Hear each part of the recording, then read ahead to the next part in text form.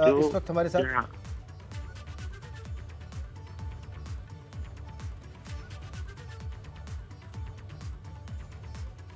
Deputy CM doctor Dinesh Sharma इस वक्त हमारे साथ फोन लाइन पर जुड़ गए हैं। डॉक्टर शर्मा, ये दुखद खबर अभी भी मैंने दर्शकों को दी है पूर्व मुख्यमंत्री कल्याण सिंह के निधन की। आप अपनी शोक संवेदनाएं कैसे व्यक्त करेंगे सर? राम जन्मभूमि मंदिर आंदोलन के नायक के रूप में माननीय कल्याण सिंह जी को हम वर्षों वर्षों तक याद रखेंगे। मुझे याद है कि मैं श्री राम जन्मभूमि मंदिर का जब शिलान्यास हुआ जी, तो उसके बाद मैं आदरणीय कल्याण सिंह जी को बधाई देने उनके घर गया था।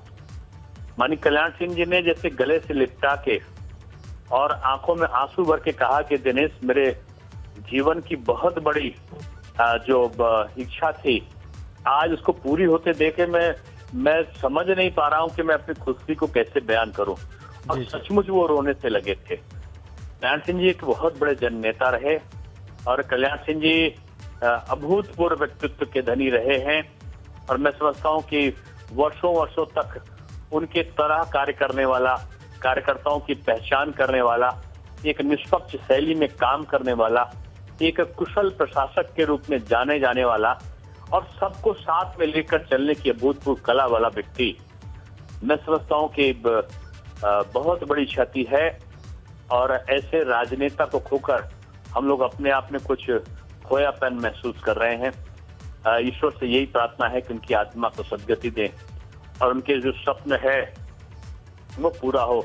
वो मुझको लगता है आखिर में वो बोलते थे, थोड़ा सा तबीयत उस दिन खराब थी उनकी जी, कि मैं मंदिर को बना हुआ, हमका बाबूजी आपको जब बनेगा तो घंटा बहुत अच्छा लगा है वहां पे, जो बहुत दूर तक उसकी आवाज आती है, पहला घंटा आप ही से बजेगा वहां पे, घंटा घड़ियाल जो मंदिर में जब प्रवेश करेंगे।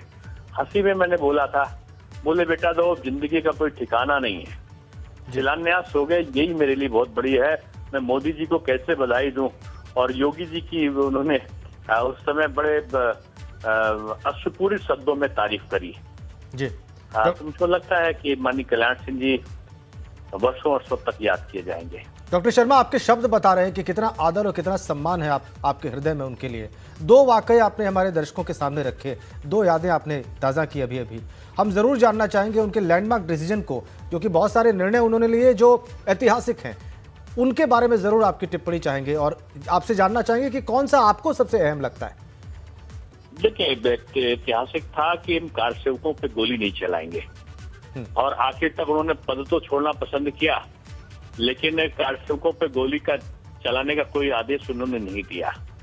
और मैं समझता हूँ कि कल्याण सिंह जी एक ऐसे जननेता के रूप में रहे हैं कि जिन्होंने हमेशा से इस चीज पे ध्यान रखा है कि जो वो ऑर्डर करते थे उसका एग्जीक्यूशन कैसे हो, कि कल्याण सिंह जी से बेहतर कोई नहीं जानता था। उन्होंने मैं पर्यटन का चेयरमैन था और उन्होंने कहा पर्यटन नीति दिनेश बना के लाओ, और जब मैं लेके गया तो जैसे लग रहा था कोई अध्यापक डिक्टेट कर रहा हो कि इसमें ये और जोड़ दो, इसमें वो जोड़ दो। यानी विषयों के जानकार भी अभूतपूर्व थे माननीय कल्याण सिंह जी। और मैं तो कहूंगा कि मेरे मेंटर के रूप में काम करते थे। मैं महापौर बना, जैसे अपने घर के बच्चे को बुला के बताते हैं कि कैसे एडमिनिस्ट्रेशन करना है, कहाँ पे काम करने की जरूरत है, कहाँ पे नहीं है। और दूसरी बार जब मैं जीता वर्ल्ड रिकॉर्ड बना जीत का, तो कल्याण सिंह ने बोला मैं थोड़ा तेरा यहाँ पे नहीं, तेरा दिल्ली में मैं करूंगा, अडवाणी जी स्वयं स्वागत तुम्हारा करेंगे। और मैं समझा कि मुझसे ऐसे ही कह रहे हैं, लेकिन जब उनका फोन आया कि एक कार्यक्रम है और माननीय अडवाणी जी और डॉक्टर मुरली मनोहर जी और कल्याण सिंह जी तीनों मौजूद हैं और स्वागत समारोह होगा इतनी बड़ी जीत का, जिसमें एक रिकॉर्ड बना था, तो मैं जब वहां पहुंचा तो मेरे आंखों में आंसू थे कि कल्याण सिंह जी ऐसा राजनेता छोटे कार्यकर्ताओं को भी किस प्रकार से प्रोत्साहित करते हैं। मैं सोचता हूँ कि बहुत समय तक श्री राम जन्मभूमि मंदिर आंदोलन के प्रणेता कल्याण सिंह जी अपनी कार्यशैली के लिए जाने जाएंगे। सर, आप खुद शिक्षाविद हैं और शिक्षा के क्षेत्र में आपने बहुत काम किया, अभी भी आप कर रहे हैं, और एक उनका जो नकल अध्यादेश था उनके समय का, और मैं समझता हूं कि वो एक ऐसा लैंडमार्क अध्यादेश था, एक ऐसा लैंडमार्क निर्णय था जिसने पीढ़ियों तक को मैसेज दे दिया कि शिक्षा किस तरह की रहनी चाहिए और परीक्षाएं किस तरह से होनी चाहिए। मैं जरूर चाहूंगा कि आपने एक ऐसा अंदरूनी प्रश्न मुझसे पूछा है जी, जो मैं बताने से भूल गया था जी। माननीय कल्याण सिंह जी, जब मैं उप मुख्यमंत्री बना और उनका आशीर्वाद लेने गया तो उन्होंने कहा तुमको विभाग कौन सा मिला है। मैंने कहा मुझे माध्यमिक शिक्षा और उच्च शिक्षा विभाग मिला है। उनका दिनेश नकल नहीं होनी चाहिए, सब कुछ हो बेटा। ये याद रखना कि बीजेपी की यही पहचान है कि हम शुचितापूर्ण तरीके से वो करें और नकल नहीं हो। और मुझको लगता है कि जो नकल ना हो उसका जो नियोजन हम लोगों ने किया वो अपने आप में अभूतपूर्व था। और माननीय कल्याण सिंह जी का जो टिप्स था कि वो नकल तो ना हो लेकिन साथ में कोई बच्चों के साथ कठोरता नहीं होनी चाहिए, किसी की गिरफ्तारी नहीं होनी चाहिए, टेक्नोलॉजी का प्रयोग करो।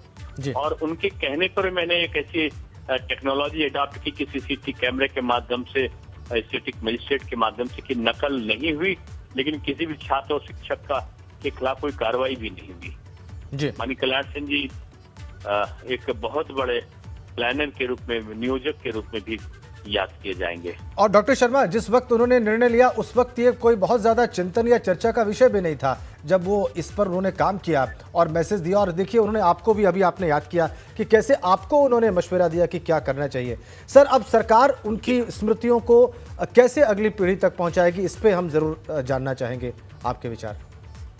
देखिए, मैं समझता हूँ कल्याण सिंह जी माननीय योगी जी के मुख्यमंत्री बनने के बाद से ही कल्याण सिंह जी तमाम लोगों को देते थे। और उन्होंने श्री राम जन्मभूमि मंदिर आंदोलन के संदर्भ में तमाम बातें कही थी। अयोध्या का एक इंटरनेशनल लेवल पे डेवलपमेंट हो, ये कल्याण सिंह जी की सोच ही थी।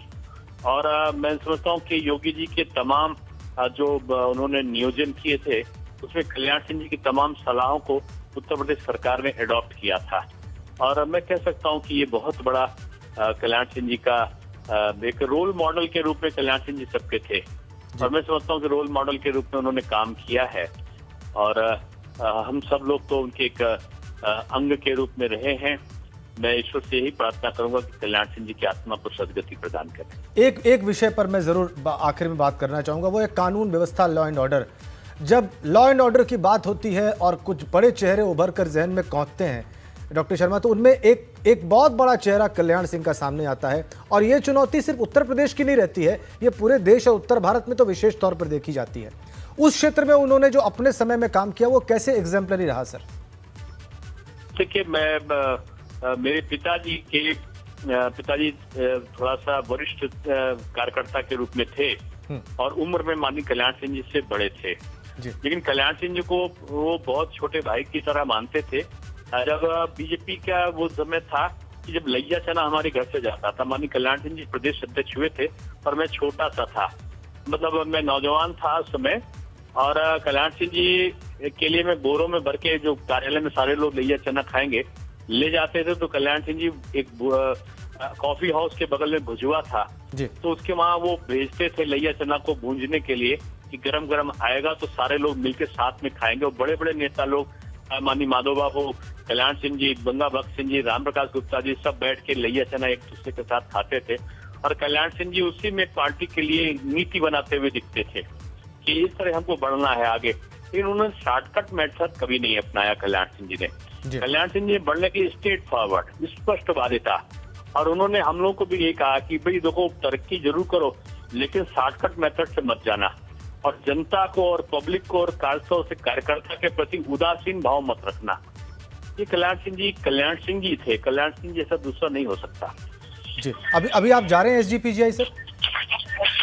हाँ, मैं भी कुछ दूर हूँ, थोड़ी देर में पहुंचने वाला हूँ, और लेकिन अभी मैं मलियाबाद की तरफ हूँ। जी, धन्यवाद हमसे बात करने के लिए डॉक्टर दिनेश शर्मा, उप मुख्यमंत्री उत्तर प्रदेश सरकार। अभी याद बता रहे थे, अपनी यादें जो जुड़ी हुई थी पूर्व मुख्यमंत्री कल्याण सिंह के साथ था, उस पर उन्होंने विस्तार से बात की। और बहुत सारी जो ऐसी यादें हैं जिसके बारे में आम जनमानस बहुत कम जानता है, उस पर उन्होंने रोशनी डाली। देखिए, 5 जनवरी 1932 को जन्म हुआ कल्याण सिंह का, पूर्व मुख्यमंत्री, और 21 अगस्त 2021 को उन्होंने देह त्यागी है। थोड़ी देर पहले 89 साल से भी ज़्यादा की उम्र में प्राण त्याग किए कल्याण सिंह ने। कई दिनों से बीमार चल रहे थे, बल्कि कई महीनों से बीमार चल रहे थे।